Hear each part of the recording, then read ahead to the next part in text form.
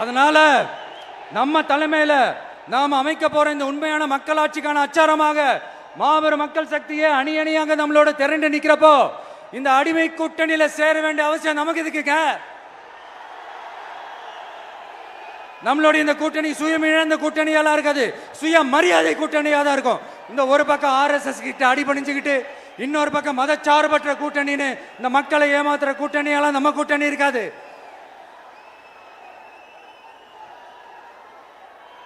நான் இப்பவும் சொல்றேன், நம்மளை நம்பி வர்றவங்களுக்கு ஆட்சியிலும் அதிகாரத்திலும் உறுதியாக பங்களிப்பு செய்யப்படும்.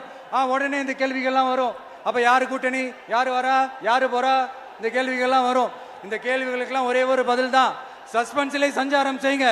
ஆனா ஒண்ணு, 2026 2 பேருக்கு நடுவுல தான் போட்டியே.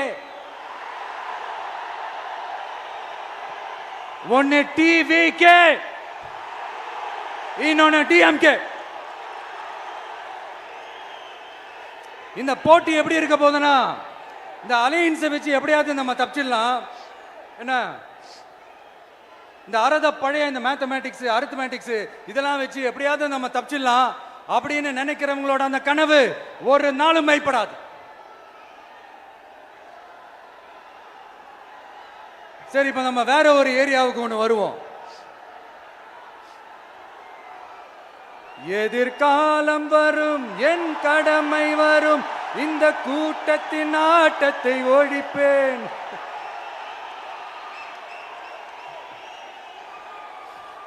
மக்கள் அரசியல் என்ற அந்த சவுக்க கையில் எடுக்கலாமா? யாருக்கு எதிரான தானே கேட்கிறீங்க? வேற யாரு? மறைமுக உறவுக்காரர்களான பாசிச பாஜகவும் பாய்சன் திமுகவும் தான். மாண்புமிகு பிரதமர் நரேந்திர மோடிஜி அவர்களே 3வது முறையா ஒன்றியத்தோட ஆட்சி அதிகாரத்தை நீங்க தானே கையில் வச்சிருக்கிறீங்க. இல்ல, நாங்க தெரியாம தான் கேட்கிறோம்.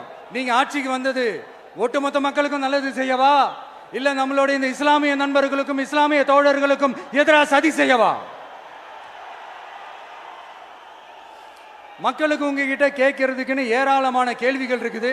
அதனால அவங்க சார்பா, அவங்கள ஒருத்தனா, அவங்களோட ஒரு உண்மையான ஒரு பிரதிநிதியா உங்ககிட்ட சில கேள்விகள் கேட்கணும். மிஸ்டர் பிரைம் மினிஸ்டர் அவர்களே,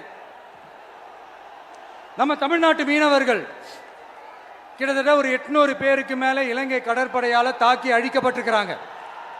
அதை கண்டிக்கிறதுக்காக உங்களை பெருசா எதுவும் செய்ய சொல்லல, சின்னதா ஒண்ணே ஒண்ணு மட்டும் செஞ்சு கொடுங்க. இனிமேலாச்சும் எங்களுடைய மீனவர்கள் பாதுகாப்பா இருக்கிறதுக்காக இந்த கச்சத்தீவை இலங்கை கிட்ட இருந்து மீட்டு கொடுத்துருங்க, அது போதும்.